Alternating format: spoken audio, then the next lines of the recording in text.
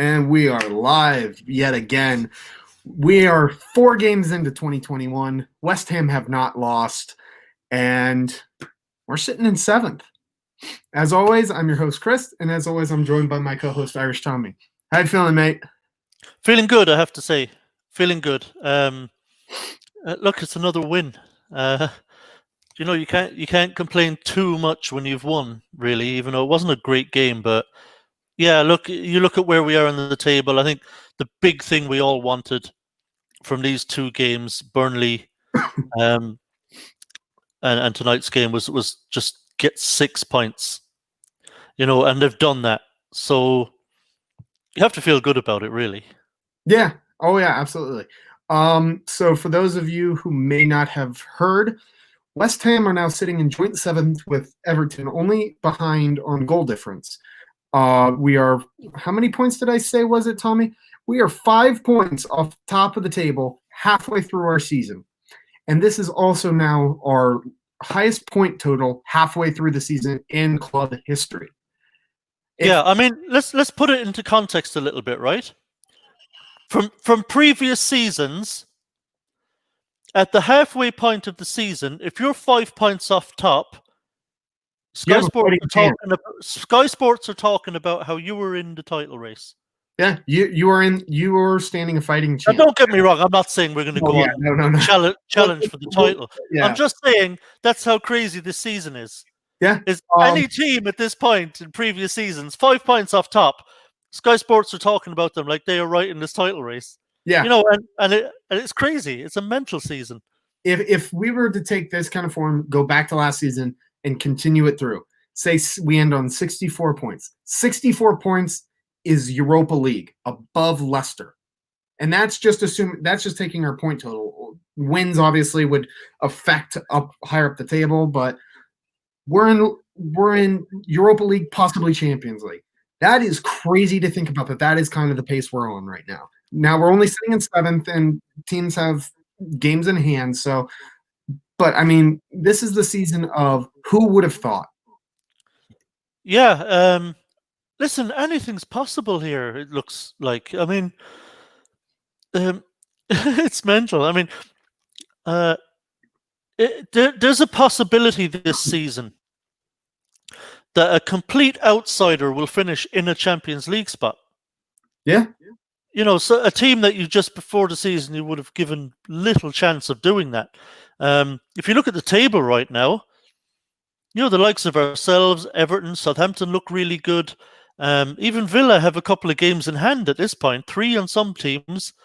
I think they could go up to like something crazy, like 3rd, if they win them all. No, I know. I think their next one of their postponed games was City, but still, looking at Villa, if they were to catch up to West Ham, say they win all 4 matches, they could very well be top table. They could be at as high as 38 points. Yeah, it's an absolute madness. This is a crazy one. I don't know what's going on, but I'm here for it. Yeah. I love this. I don't know what's gotten into the West Ham water supply, but just keep it going. Yeah, all this kind of not losing games business. I could get used to this, Yeah, and this is a fair point. What if we took our chances against Brighton? What if we didn't play Mark Noble against Chelsea? Chelsea looks piss poor right now. We could have gotten something out of both of those games, and at that point, we are 5 points higher on the table. We're tied for top of the table. Yeah, but I agree completely. But I think on the plus side, I think the Brighton game and the fallout from that taught David Moyes a lesson, and he hasn't made that mistake since. He's actually been much more positive in his lineups ever since. So I think that Brighton game was a turning point for David Moyes, and he hasn't done the same kind of things again. Yeah, so that's positive. Game, we talked about after that game that we hoped that would be a teaching point almost for David Moyes, and it 100% has. I mean, like you said, he has not reverted to before his methods before then. No, because there was a big fallout, and it wasn't just from fans. If you remember, Gary Neville in the commentary in that game was absolutely baffled. Couldn't understand what the hell Moyes was doing. The post game reactions on TV, and there was a lot of talk in the newspaper articles about why was David Moyes setting up as if he was terrified of Brighton at home. So I think that kind of stung him a little bit and made him look unbelievably negative. So I think he kind of just decided, no, fuck it, I'm just gonna, put out a more positive attacking team in these games that we should be getting after teams. He did it again tonight, in fairness. So, and one of the other big stories too that we need to address, obviously news is coming out now that the Premier League is investigating the situation in regards to the Snodgrass contract. For those, I'm sure most of you have heard, just in case anyone hasn't, for the Snodgrass deal to go through, West Ham and West Brom supposedly said that for this game, Snodgrass could not feature. And Sam Allardyce opening his big mouth, saying that now the Premier League are investigating. The curious thing is with it that if it was in the contract in terms of the sale, the Premier League should have automatically rejected it. So if it's not in the deal, it had to have been like a gentleman's agreement kind of thing, at which point West Ham could deny because there's no proof of it in writing. Yes, of course it wasn't in the contract. The Premier League have to rubber stamp contracts, so that wouldn't be possible to do. And there would be no problem right now, because it was a gentleman's agreement, but there would be no problem right now if Big Sam had kept his damn mouth shut and said, no, there was no agreement for any such thing. Or we didn't want him to feature. Yeah, Robert put in a massive shift on Saturday against away at Wolves, and we just didn't feel like he could go again, tonight. And so yeah, plausible deniability. But Sam and his big fat mouth, dude can't stop getting himself into trouble. It's like, dude, shut up. Just deny it. Just say no, it's not true, and that's the end of it. I want to know. I want to go back to the interview. I want to hear what provoked him as to saying that, because there's no way, if that's a potential rules violation, that a reporter is saying, "Oh, so did you and West Ham agree that he wouldn't feature?" So he had to have kind of been. He might have had to take the initiative to talk about that himself. Yeah, regardless, I mean, you don't say that. No. It's not going to be in the contract because it's not allowed. You can't put it in a contract. Yeah. It was a gentleman's agreement over the phone. Listen, we'll do this deal, but you don't play him against us next week. And they would have said, yeah, fine, look, we'll leave him out in that game. So that was the hushed tones kind of agreement, but which would have been absolutely fine if Sam had either said nothing or just denied it when asked. Because, like I say, plausible deniability, there's no way to prove it. So it'll be interesting to see what happens now that he's kind of spilled the beans and said there was an agreement. I hope that it doesn't have negative effects for us, because I mean that'd be crazy.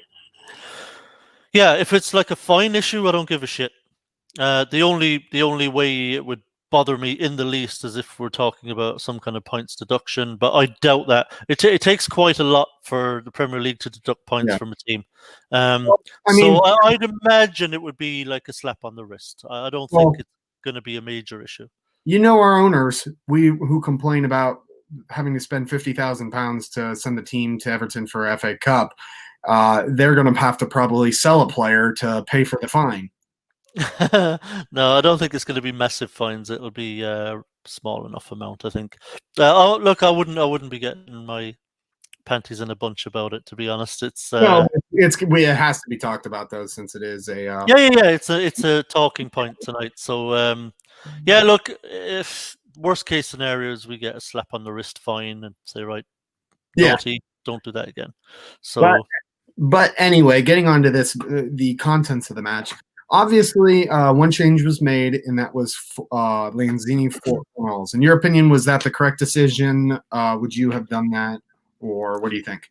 Yeah, at home to a struggling West Brom side who are very likely and happily to get relegated.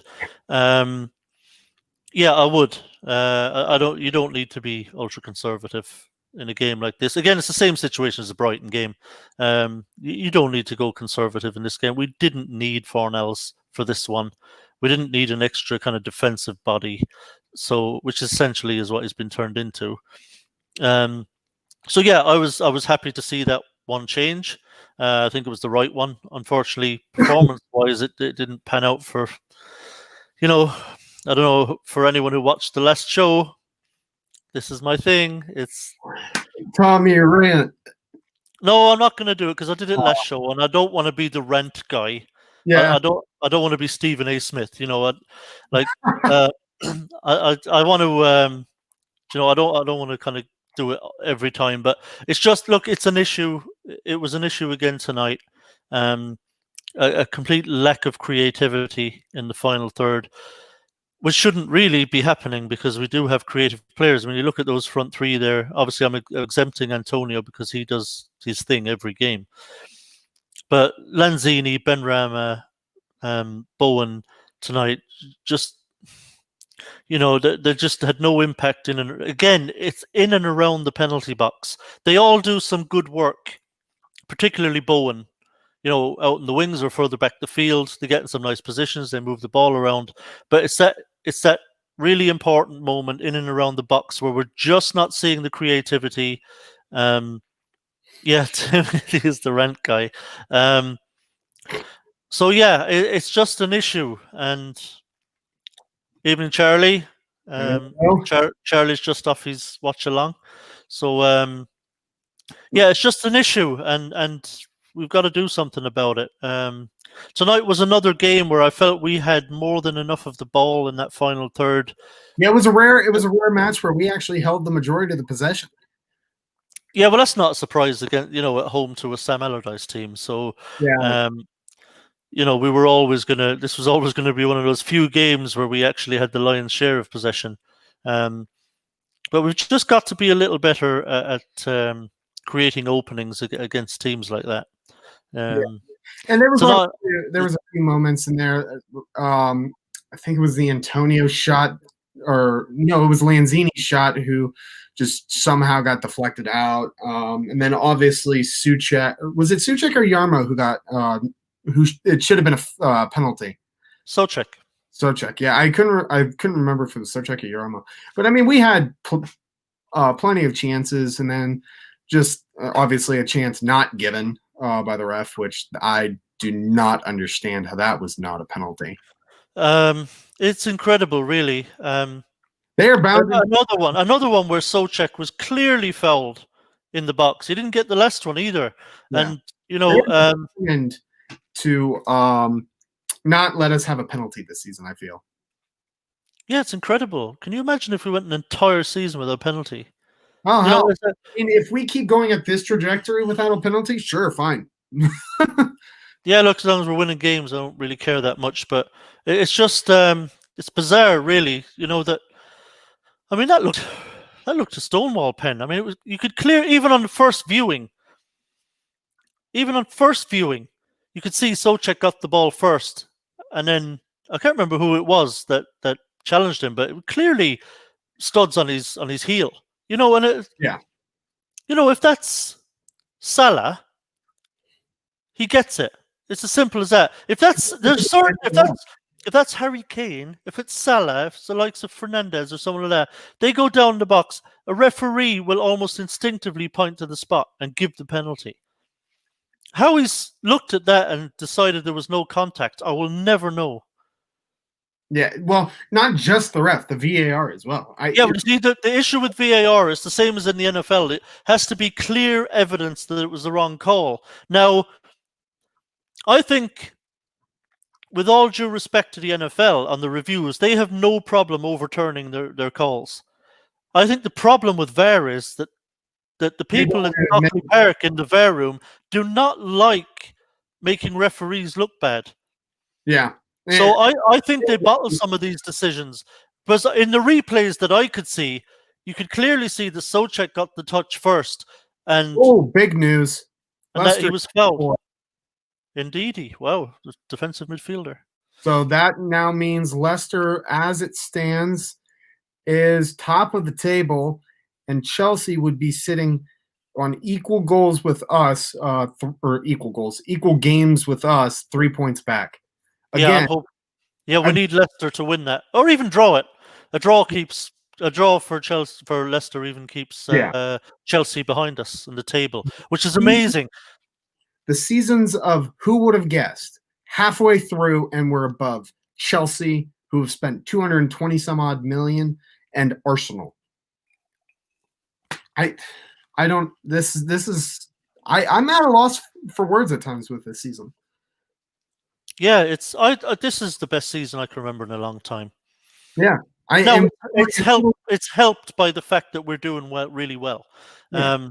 I might not feel so great about it if we're languishing near the bottom of the table, but yeah, Chris, I know. I imagine they must be doing that. Interesting take. Yeah, but I understand your point, Charlie. But in the way the modern game is now, Charlie, it's people are being given penalties for very small contacts, very small. And that just seems to be par for the course now. But for some reason, when there's a small contact inside the box this late on a West Ham player, we don't get them. We've seen all season where players nick the ball away and there's just been a slight little touch of a foot on a foot, player goes down and they give it. I agree they're soft, but we're in the age of the soft penalty now. Yeah. And in that respect, we should have gotten our soft penalty tonight, just like everybody else does. It needs to be a consistent standard. But of course, it's not considering the size of clubs. Yeah, look, inconsistency is just something, unfortunately, we just have to put up with officials. We always have. I suppose we always will. But the thing is that with VAR, when people at Stockley Park or referees themselves are looking at replays and like I said, they just don't want to contradict the referee on the pitch unless they really have to, and it's a very, very obvious mistake. So, seems it's given for less. Yeah, I agree with that as well. Yeah. Yeah, VAR. I like that VAR is run by the top 6 cartel. Yeah, well, you can see, these things happen quite a lot, and you can see why you end up with conspiracy theories about bias and all this. It's annoying. Souček can't get a penalty no matter what he does. You can just. It seems to me you can just hack Souček down in the box. It's fine. Someone asked earlier in the comment section. I can't find it, but. I know we obviously haven't had a penalty this season, but with Noble on the bench, which I obviously agree with, who's our penalty taker then? I give him to Bowen. Bowen? He's the best striker of a ball we've got. Fair enough. If anyone wants to throw in their ideas in the chat, and also, it's entirely possible. Had we gotten that penalty, it's entirely possible that Lanzini would have taken it. Yeah, but I would give it to Bowen personally. As always, guys, if you have any questions and you want us to answer or give our opinions, please feel free to get them in the chat. I'll tell you what, Chris. I have to say, I'm absolutely delighted with them 3 points tonight. Yeah, like really delighted because it felt like a trap game. It felt like it could easily have been a trap game. Yeah, it felt like one of those games that could go tits up. And we were flat tonight. This was not a great performance. We played, I thought, much better on Saturday against Burnley than we did tonight. I thought there were times there Rice looked kind of not himself. Rice didn't quite look himself. Souček wasn't great tonight. We were just struggling a little bit. We weren't quite at it. So, and that was one of those games, like you say, that just could have gone wrong. Yeah. And because West Brom did have some opportunity. I think there was one opportunity kind of inside the last 10 minutes where one of the West Brom players flashed a really good chance wide of the near post. My heart was in my mouth because, honest to God, I thought, oh shit, here's the equaliser. And he somehow put it wide of the post. So I was shitting bricks at that point. And I'm just genuinely really, really relieved that we managed to come out of that with a win. Yeah, because they're a game. We'll play better and not win, later on this season, and we weren't at our best by far tonight, but with the new West Ham, fucking, even when we don't play great, we somehow manage to find a way to not lose the game, and often to win. So, Chris, I think that I mean they've been saying that it's close for a while. I think that it's kind of I don't know why they haven't given me. I'll tell you what, if they think people are bored out now, I just dare them to fucking sack Moyes or release him at the end of the season and bring in Lampard. I will burn that fucking stadium to the ground before I will see Frank Lampard standing on that sideline as West Ham manager. Yeah, I agree with that completely. Just in general, I think that right now, given the job that he's done, if he continues this kind of trajectory that we're on, if you do not give Moyes a new contract and give it to someone else, oh, you're gonna have a player revolt on your hand, let alone the fans. Yeah, it's not going to happen. It would be ridiculous. Moyes needs to get a contract. I hope they're sorting it through right now. I mean, in fairness, Chris, what do you have to do? Like, what does the man have to do? No, if you're still humming and hawing at this point, I can understand. This is what I was going to get to next as well. There are some people, one of whom I know is in the chat, CW, who probably would not give Moyes a contract, but I don't think even a CW would begrudge him one. In fairness, if he hasn't earned it at this point, well, there you go. There you go, Charlie. Fair play. Obviously, I know Charlie's not a big fan. I know he's not a big fan of the style of play. He's not inspired by it and all that, which I understand that too. But okay, that makes more sense. That makes sense if Odebeku had to self-isolate. Because I was going to say there's no reason that he shouldn't be on the bench in that game. Oh, shit. It's a self-isolate? That's what's supposed to... I hope that's not true. I really hope he was rested for Doncaster. Let me see if I can find that real quick. If he's not available for Doncaster, then we cannot play Antonio. Yeah, I'm not seeing any sort of news articles. No, respect to Charlie on that one, because it takes a big man to say, I don't like him, but fair play, he's earned it, and he has earned a contract. I mean, what more do you have to do? I know, look, it's not silky. I know we don't knock the ball about. It's not wonderful to watch. It's not especially pleasing on the eye, but fuck me, it's effective. Yeah, and I'd rather. And let's be honest, it's not dross either. This is not like under Sam Allardyce where you just want to rip your eyes out. It's not that bad at all. I think there are some people that go over the top about our style of play. It's not as bad as some people make it out to be. It's okay. I think it's watchable. And look, fuck it, we're genuinely pushing. And I'm going to say it because we're halfway through the season. This is not 10 games in. Yeah, halfway through the season, we are pushing for a Champions League spot. Yeah, I like I said, I'm at a loss for words with this season at times. Again, like going on that, like just who would have guessed? We have to also give a shout out to Craig Dawson. Craig Dawson's played in 5 matches and 1 goal.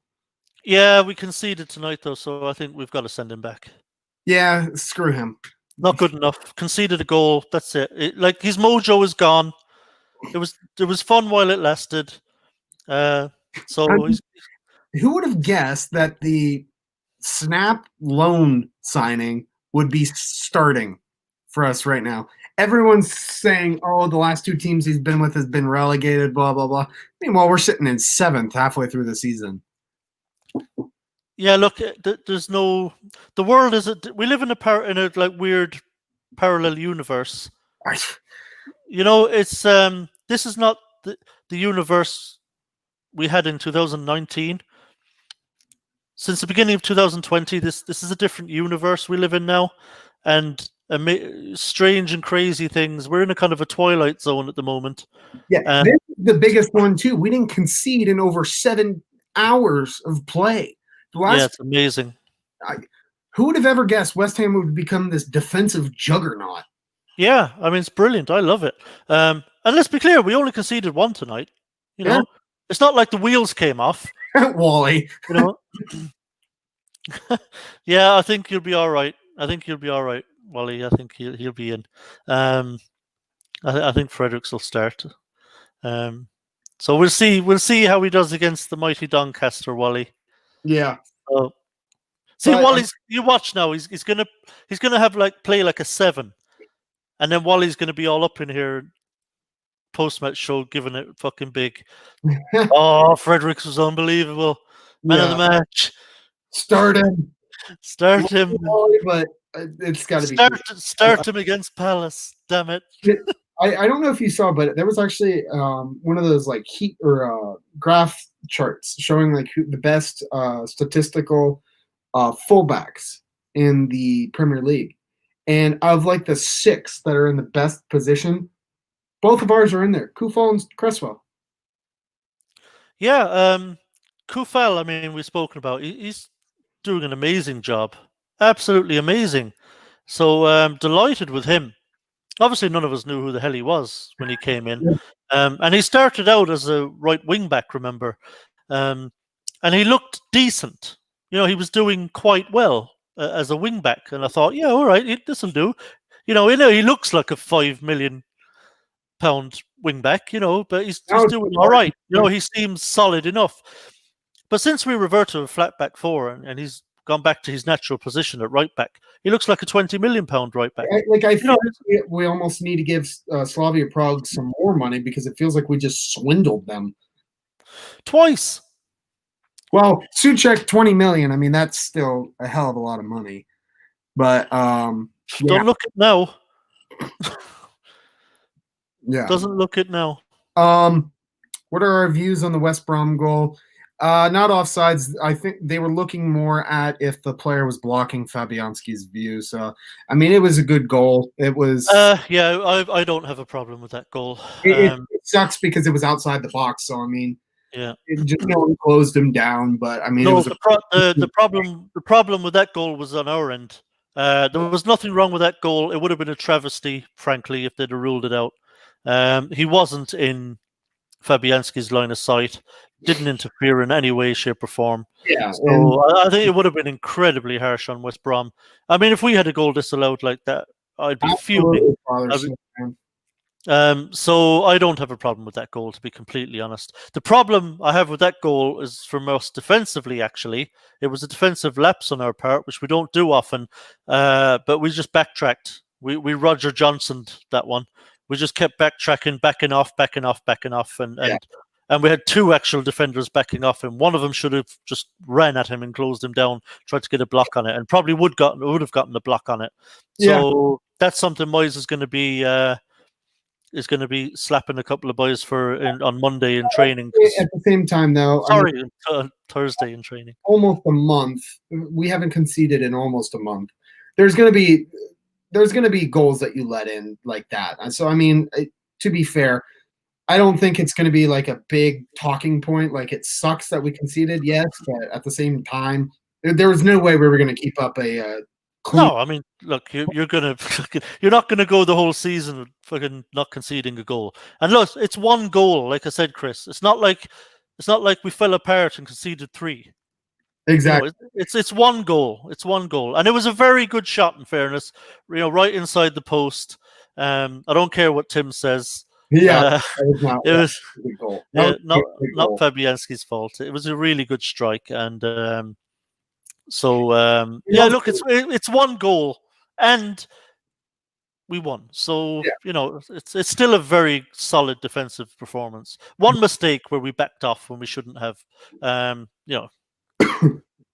And yeah, so like Snowman said, we need to give a shout out to the backroom staff, but we also need to talk about too, with regards to a goal like we conceded today. Last season, even as an equalizer, whether it was a first goal or an equalizer, we would just immediately put our heads down and we're there. We were going to be there for the taking. This season, it's like, all right, we're not going to let it get to us, and we're just going to go back to our job. Yeah, you could see there. They had that little spell there where they equalized, and we were all a bit worried because we were flat. We weren't playing great, so the worry was, oh Christ, we're going to drop at least 2 points today because we're just not really at it. But to be fair to the players, they kind of redoubled their efforts, and they kind of put their shoulders to the wheel, even though they still weren't playing great. But they kind of upped their effort and they really tried to go and find a lead, again, to go in front again. And thankfully, we managed to find a goal from somewhere. It wasn't pretty. It was a very good deep cross, actually, from Cresswell into the far post. And Yarmo was there just to nod it back across the area, which is always a dangerous ball when you nod it right back across in front of goal like that. Yeah. And Antonio, I thought, did really well because that ball was behind him and he managed to kind of readjust himself and he kind of stuck his leg back and hooked the ball towards goal. And he probably won't get as much credit as he deserves for actually managing to put that away because it was not an easy chance. That ball was played behind him. He had to make a very fast kind of readjustment to his body shape to be able to get a strike that towards goal and got a nice clean strike on it. And thank God, because I felt then, okay, we've now really got a chance now because, I mean, what are the odds with our stingy defence that we concede twice at home to West Brom? I didn't think the odds were great. And thankfully, that's how it turned out. Yeah. I was just scrolling through Twitter. Apparently, Olivier Giroud might be on his way to Juventus. So that's a random one for you. Yeah, I suppose you mentioned it because there was like some link with us, but I never believed that link anyway. The past few seasons now. I never believed it anyway, so I never felt like he was coming to West Ham. He's not a modest player. We do need to talk about, too, Antonio. Since he's coming back into the squad, I mean, he's got 2 goals at least already that I can think of off the top of my head. And the dude is a beast. I know we always say it, but the way he was just throwing players off of him today. Yeah. If we had 4 Antonios like that up front, I don't think anyone could beat us. Can you imagine 4 Antonios in the 4-2-3-1? We can find them. Let's start buying up Antonios. Let's get Adama Traore on. That's another one. Oh, boy. Oh, that'd be a partnership. Yeah, put him in there somewhere. Put him at the number 10 role where Lanzini was. Let the 2 of those just bulldoze their way through games. It'll be an absolute nightmare for teams. So yeah, if we can find some more of those, yeah, it'd be amazing, wouldn't it? We'd have like defenders like crying. Yeah, just crying on the pitch. Well, I'm sure Pereira was today after being thrown. I saw someone say on Twitter that he bounced Pereira back to Brazil. Yeah, it was brilliant. And to be fair play to the referee for letting that one go, because there are a lot of referees that maybe would have pulled Antonio up for that because he did literally just throw him off. So yeah, it was good to see the ref let that go. But that was a fun moment. What's that? Yeah, I mean, for God's sakes, I thought that he was going to give a foul on that. It looked that brutal at first. Yeah, Apache. I actually, if you go back, watch back. I think very early in the show, I actually said exactly the same thing. That I think the Brighton game was a turning point. And Moyes really learned from it, from all the criticism he got, and he's learned to not be so negative. Yeah. But one thing, though, that does need addressed, too, with regards to Antonio is Antonio can't keep playing every match. And potentially with Odebeku now in isolation, I hope he doesn't have COVID for obvious reasons. But then on top of that, too, if he were to contract it, he's out 2 weeks minimum. And so we have Antonio, and that's it. So we need to bring in strikers. If we can bring in a few players, who knows where this season might go, man. Yeah, it's actually ridiculous that we don't have a striker in yet. Absolutely ridiculous. Haller went last week. I know David Moyes tried to play it down and say, well, it was a kind of a surprise sale. We didn't know a bid was coming or he was going to be gone in a couple of days. I don't care. I mean, you obviously have targets. You have players that you like and you want to go after. Like, as soon as that Haller deal was obviously going to get done, they should already have been making bids for his replacement. Haller's replacement should have been sitting on the bench tonight. I agree. No, the fact that we're still hitting it today is what, the 19th? Yes, we're halfway. Yeah. So the fact that we're sitting here on the 19th of January and we still don't have the striker that the dogs on the streets know that we need a striker, and the fact that we still don't have one is actually shameful. And David Sullivan, someone needs to go and give him a kick up the fucking arse. All right, so Rebecca might actually have COVID. So if that's this is what happens. Like the rest of the month. Yeah, so we have Palace next Tuesday. If we don't have a new striker that we've brought in on the bench for the Palace game next Tuesday, David Sullivan wants shooting. There's already, as we sit here today, there's no excuse for it. No excuse for us not having a striker in. Like, there's always excuses. It's always this fucking penny pinching. Yeah. Dragging the arse out of bids that goes on for 2 and 3 weeks. It's not good enough. Yeah. It's the same thing every fucking time. Just stop with this. Yeah, and I understand, too, the points like David Moyes was making where it sounds like basically there's a good attitude about the changing room right now. So they need to make sure that they bring in someone who will slide right in, who's not going to take too much adjusting, who might not bring the team down. And I understand that and everything, but you need that backup player. And I think that personally, I think what the Odebeku was going to be is, now that he has COVID, I think we will get moving on a striker, but I think the Odebeku move was going to be seeing about him getting some playing time. If he looked good enough, he was going to be the backup striker. If not, we're going to bring someone in. But I think our hands are going to be kind of forced now, and they're going to bring in 2 players. Yeah. I mean, look, what possible excuse now would David Sullivan have for not having a new striker that we've signed sitting on the bench for the Palace game? Well, what possible excuse would you have now? They've already tried to give the excuses. That the team's already good, performing well enough. No. I mean, no.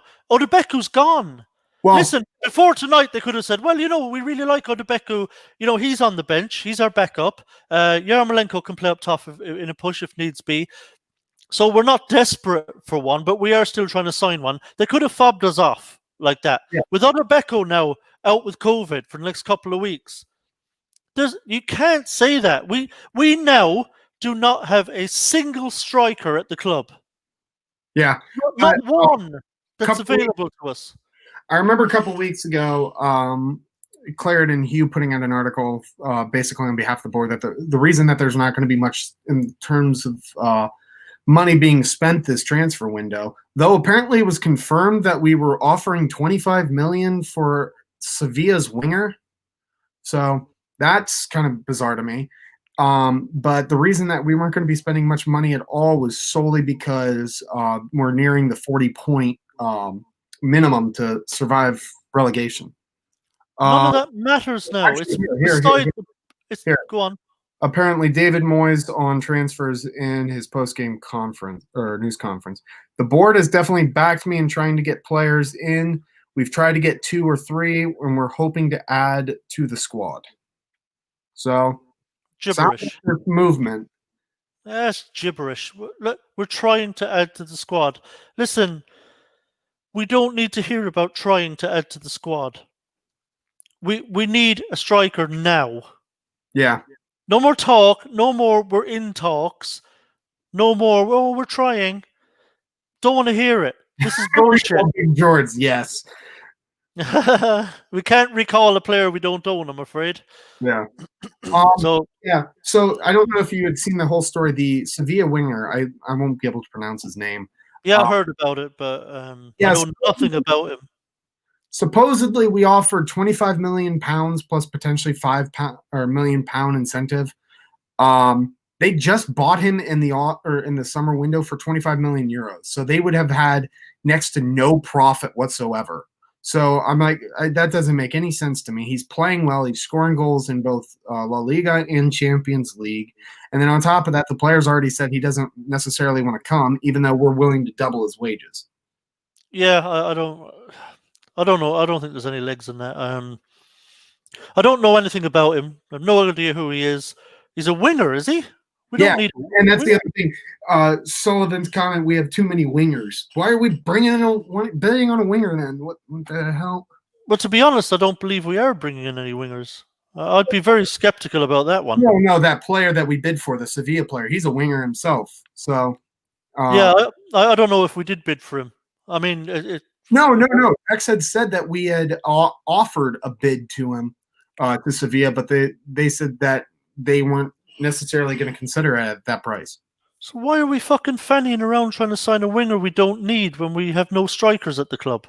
I don't know. Because we're West Ham and our board is clueless. Bizarre stuff. And we promote porn stars to the board of directors. Fuck's sake. For those of you who don't know, by the way, Barstool Sports were commenting on that, or put out a whole article about that. So now West Ham just look like the laughingstock of the Premier League, but at the same time, everyone in the comments on that post on Twitter were like, well, I guess I'm a West Ham fan now. It's all fucking ridiculous. I don't know what the hell they're doing. We need Souček. Yeah, well, look, they better go get someone. You know, I don't imagine Sima was going to cost much, is he? So I remember a couple of weeks ago, the president of Slavia Prague actually put out a statement, or even DM'd a West Ham fan directly, that they would be willing to sell Sima in the summer, but not in January. So I think that has something to do with it too. They're wanting to bring him in, but they're not going to bring in a striker for now and then in the summer because we're cheap as shit. Yeah, fuck's sake. Like, we've got to get someone in.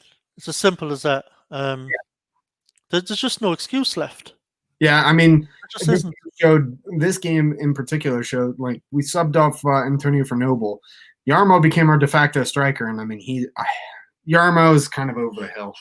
He's not the answer up front. Let's be honest. I mean, Jesus Christ. Especially up front, but I just don't have a whole lot of confidence in him. Like Yarmo can play up top against Doncaster. That's fine. If he's up top against Doncaster, obviously I do not want to see Antonio playing in that game. Yeah. If Odebeku is fine, like if it is, I hope he doesn't have COVID, and I hope that he is just in self-isolation and tests negative a couple times or whatever the protocols are. If he can come back by that Doncaster game, he'll start 100%. Yeah, definitely. I mean, I just think Odebeku would have been on the bench tonight if he'd been available. I don't know why he would be completely dropped. But I really hope he's okay. Yeah, I'll tell you, Apache, anything is possible with this fucking board. Oh, that makes sense. We're interested in wingers who can play up front because reasons.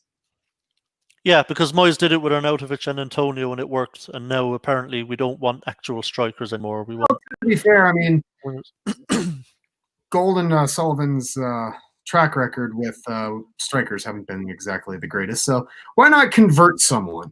So that's yeah. I wouldn't. You see, maybe we have to think outside the box. Maybe we have to start looking around the Premier League, see if we can snatch someone up who's kind of plug and play, who can come in. I was going to say Origi at Liverpool because I like him, but Liverpool have a nasty habit of charging an absolute premium for all their players. And given that they know we're desperate for a striker, they'd probably quote us fucking 25, 30 million, which I would not pay for Origi. But I like Origi. He looks a good player. But yeah, we've got to find one from somewhere. Well, listen, Sullivan has embarrassed himself in the past with this stuff, in transfer windows with all this faffing about. But I'll tell you what, if he doesn't have a striker in place next week for the Palace game next Tuesday night, that's just humiliating stuff. It's like, why don't you have a striker? And he'd go, well, we're trying talks, and it's like he just looks more and more incompetent the more time goes by. Yeah, and that's a fair assessment.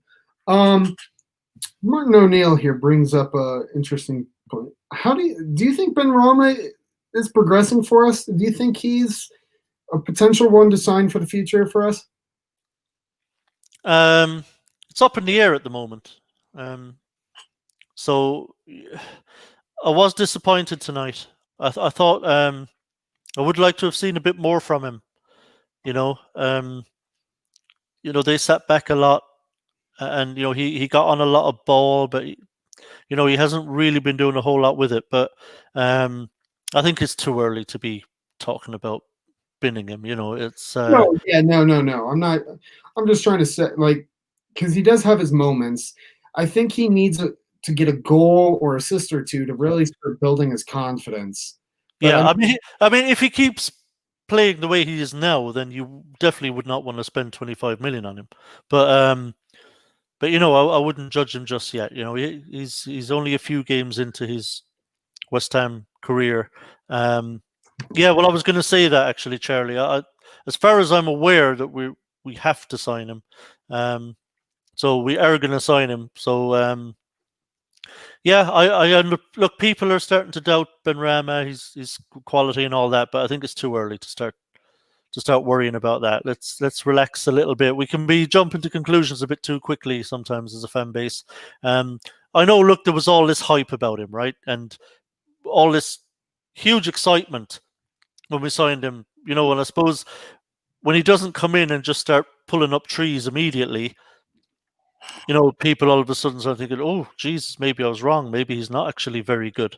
I think it's too early to start panicking about that, I think he'd be all right, actually. I think he'd be fine. Yeah, this is true. He said he didn't get the assist for it, but he crossed it over to Kufal, who put it in to Bowen. So, he did contribute. Yeah, I think he will keep improving. I really do. I think he doesn't look like he has a huge amount of confidence in himself right now for some reason. He looks a bit tentative, where he's not quite willing to really try stuff like he was in the Championship for Brentford, where he was just absolutely oozing confidence and self-belief. I think, like you say, I think he just needs a goal or two, a couple of assists to kind of to pump his chest out again, and get that self-belief and confidence back, where he's willing to actually go and take people on himself. And I think he's a little too worried about losing his place. Yeah, I think he's actually playing it a little bit too safe at times, where he's not, doing the things he used to do in the Championship. So I think he'll come good. I think he'll get there. Yeah, and a match like the one we have this weekend against Doncaster in the FA Cup, that could be just what he needs. Yeah, play him against Doncaster. He needs minutes. The more he plays, the better at the moment. He's not going to burn out. He's too young.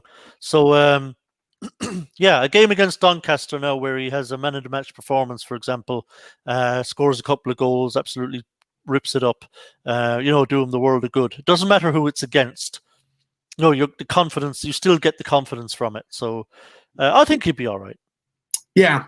So obviously next week, next Tuesday, we have another midweek game against Crystal Palace. How are you feeling for that one? Are you feeling like, I know we're, as West Ham fan base right now, we're feeling very confident. Are you feeling confident as well? Yeah, sorry, it's 2-0 Leicester. Go on. Yeah. I don't. So, the Palace game, we're away to Palace. they're not a great side, but they're not terrible either. They have Eze, who's looked really good. They've got some good players. They're not an easy team to beat. So I think that's a 50-50 game. Yeah. I think it's 50-50. It's a tough game to call. But here's the thing: I don't think we'll lose it. I still have huge confidence in our defense. It's a game that actually might suit us, our style of play. The way we like to have the two banks forward to be nice and compact, nice and tight, defend deep, and then hit on the counter. Because I think Palace will oblige us. I think Palace will go for it. I think they'll get forward. They'll attack us. Looking at their stats, Crystal Palace has allowed the third most goals scored this season so far. They themselves have only scored 22. Yeah, like I said, I lost 5. Yeah, I have a lot of confidence. A lot of confidence going to that.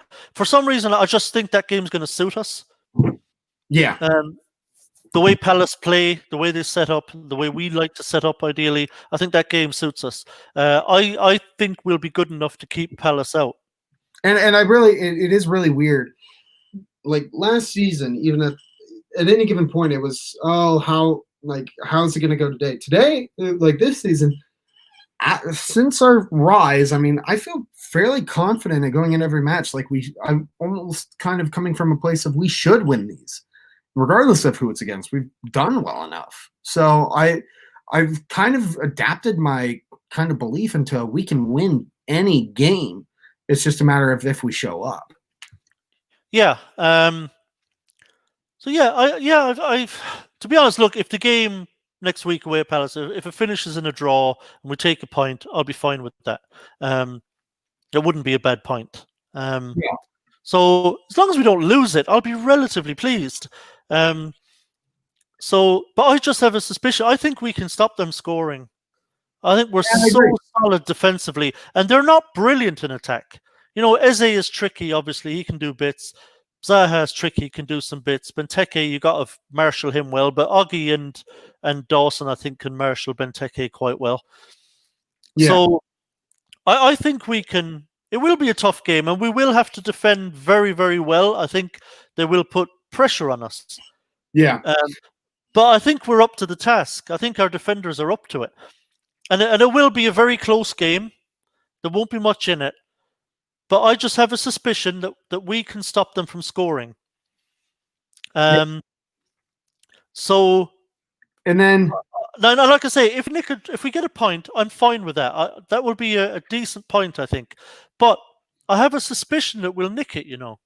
Yeah, and I agree with you on that. And then obviously following the Palace match, you and I were speaking kind of it before this. Liverpool. It comes to West Ham following the Palace match. There is a possibility if we were to win against Palace and actually nick a win against Liverpool, we could be sitting above Liverpool in the table 21 matches in. There is a possibility. That would be mental, wouldn't it? After 21 games to be above Liverpool would be it would be an absolute madness. Yeah. Yeah, fucking hell. Martin O'Neill. Yeah. Yeah, true. Yeah, it's mental. You see, like even if we don't lose at Palace, even if we get a point, the Liverpool game is kind of a free hit, right? Yeah, I mean, Liverpool is going to be one of those kind of matches where if we lose, all right, kind of almost expected. If you lose at home to Liverpool, you say, okay, look, it's Liverpool. If we get any points against Liverpool, it's a bonus, let alone a win. And then sitting above them. Yeah, exactly. So, I don't know the breakdown, but I do not believe we are dropping points against lower teams so far this season, or not many at least. No, I think we're good there. And yeah, how Liverpool has been playing, yeah. Liverpool aren't setting the world on fire. To be fair, here's a good question. They're not nearly as good as they were last season. Yeah, no. Here's a good question for you. Who was your man of the match? Antonio. I agree. Not simply because of the goal, but or throwing Pereira like that. Yeah, he just on a day when we were largely quite flat, and there weren't too many standout performances. I just thought Antonio was his usual self. Did some great running, did some brilliant work. His hold-up play was fantastic. His running the channels was excellent, and obviously won us the game. Yeah. So I thought Antonio was really good again tonight. Ran himself into the ground. Outside of that, there weren't really too many stand-up performances. I'm afraid it was quite flat. We weren't really great. So I can't think of any other player that kind of stood out really. Yeah, we weren't great, but we were good enough, and that's sometimes all that matters. Yeah, thankfully we were at home to West Brom, and they're pretty bad. So we were able to have kind of an off night and still take the 3 points. So happy days. Yeah. Well, listen, let's start wrapping it up here. Is there anything else you would like to say before we sign off here? Just this striker, just David Sullivan. I'm going to pretend you watch this. I know you, but I'm going to pretend you watch this. You have no excuse now. Absolutely none. You are completely and utterly incompetent if you do not have a new striker sitting on the bench for the Palace game. Completely incompetent. No excuses. No fucking around. Go get a fucking striker. Like today. We should have a striker in by the weekend. End of story. This is ridiculous now. It's the 19th. Tomorrow's the 20th of January. And we're still sitting here talking about this. Go get a fucking player. Dickhead. I can't end on a better note than that. I had to get one rant in. Yeah. Father Snowman, we'll see. It all depends on if Mahomes plays or not. Oh, you better beat the Chiefs. Yeah, I don't mind I don't mind Pat Mahomes personally. It's not about Mahomes. I'm Broncos in the AFC West. Fuck the Chiefs. Well, hey, I was glad the Chiefs beat the Browns personally. Thanks, Matthew. I was in a bar of all Cleveland fans, so that was interesting. Yeah, Cleveland didn't do themselves any favors today in that game. No. But hey, that was the Chiefs got away with that helmet to helmet man on that. Yeah, to be fair. Yeah, really got away with that. Sorensen's a dirty fucker, man, I swear. But anyway, Tommy, thank you as always for joining me. Yes, Charlie, almost as good as Kate Nash's one hit song. That was amazing. Did you see that? Yeah. I know who it is, but that's cool. I got bantered off by Kate Nash on Twitter, but it was funny. But I didn't know she was going to respond. Well, you always have that chance with Twitter. Yeah, that's true. But we made up in the end. It was fine. But she said I made her day in the end. So I saw that. Yeah. Thank you, Charlie, for bringing that one up. But anyway, as always, thank you, Tommy, for joining me. Thank you, everyone, for joining us in the chat. We will be back here next week after the Palace game. I do not know if we're going to be able to do the FA Cup solely because I really can't get it. I'll try if I can, then we'll see. But if not, we will see you back here next Tuesday. Until then, come on, you Irons.